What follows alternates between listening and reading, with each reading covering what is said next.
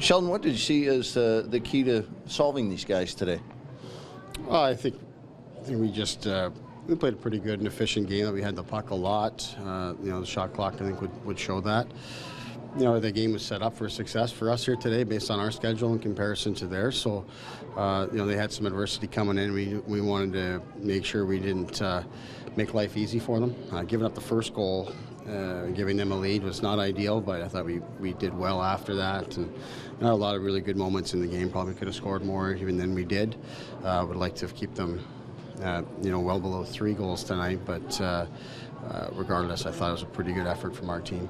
That goal that goes in the second period, it seemed the team was getting away from the way it was playing. Were you a little worried at that point? Not really. Not worried.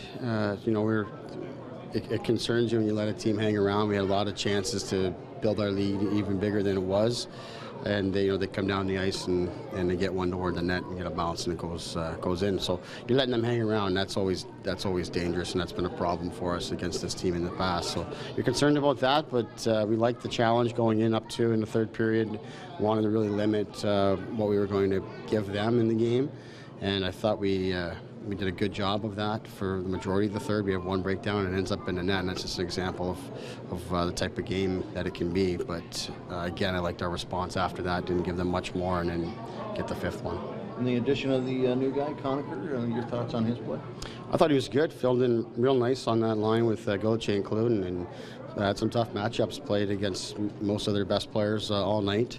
And had some scoring chances. It was around the puck. He picked up little details of the system really well for a guy that's only had a couple practices and a couple video sessions. So I was happy with him.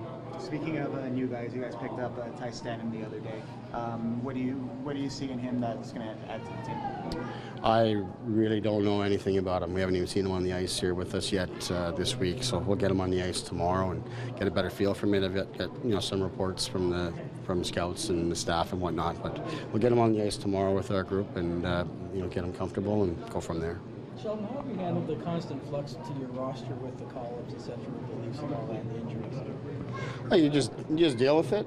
It's when you come into the coach in the American Hockey League, you expect that to happen, and every team in the AHL goes through it. Now, it's come all at once for us, which is it's been a challenge that way, and the lineup has changed significantly, and our group has changed significantly, and you have the different dynamics of the guys that are left behind, if you will, that you're dealing with. But for the most part, our team's dealt with it well. We've been on the wrong side of games in the last month or so, more so than we were early on in the year.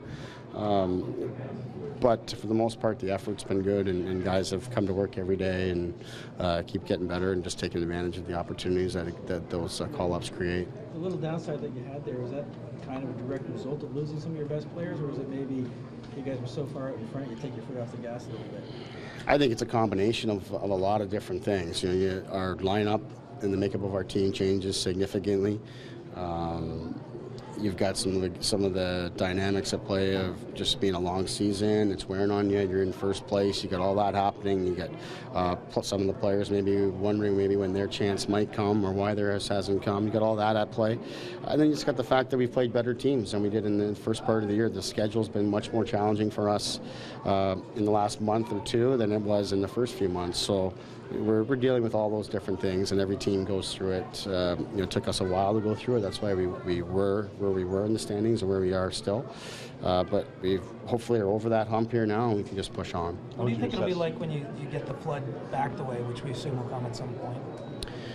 Well, I think we expect that there'll be a little bit of an adjustment period, perhaps. We hope it's a brief one, given that we don't have a lot of time between the end of the Leaf season and our playoffs starting.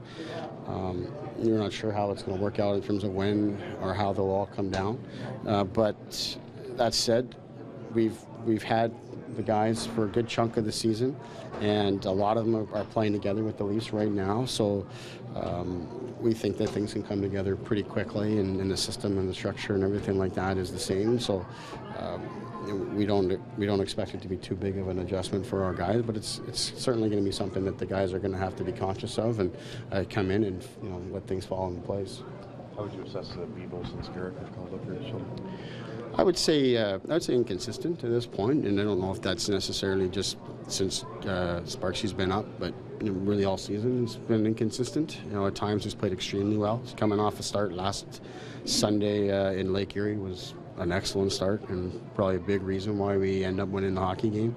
And today I thought, shows signs again of being inconsistent. So we're staying with him there, and we keep putting him in the net and giving him opportunities. And he's working hard, but he's a young pro goaltender that's trying to find his way, and part of that is being good every day. What have you seen from Kapanen since he came back down? I've seen with Cappy, it's been. Again, I would say inconsistent. He's had some shifts in some games where he's been terrific. Other shifts in other games, maybe it's a little bit inconsistent in his impact in the game. And we think he's got the ability to impact the shift, whether it's offensively or defensively, every shift because of his speed. And we want him to be able to do that all the time and make an impact in 200 feet of the ice. He's done that well. I thought today he showed some real good signs of that. But it's for him as a young guy, it's figuring out to do it every single shift and every day. Sheldon, how would you describe the play of guys that came over at the deadline, like Tobias Lindbergh and Colin Smith? I think guys like that have done well for us, and there's been a lot of guys that have come in, some that played today, some that have been in and out, and are no longer with us. Because of the type of lineup we've had to rely on other people. So those guys coming in at that time got real opportunity. Smith has been great. I think he's added over a point a game since he's been here, so he's filled in some of the offensive loss that we've had. He does little things like penalty kill for us, helps on the power play. Lindbergh has had some games where he's been absolutely dominant and shown the ability to really shoot and be able to score and be great in the offensive zone. Another guy that we're pushing to be more consistent and use his strength and his size all the time and make an impact every shift. We've had performances from other guys like Eric Fye and Brett Finley and Johnny Kurtz and Cole Amatis and Doherty and James Martin on defense. We've had to call on a lot of guys that that weren't with us or really weren't even on our radar that have had to come in and play good minutes for us. And for the most part, they've done that. But certainly Smitty and Lindbergh have done well.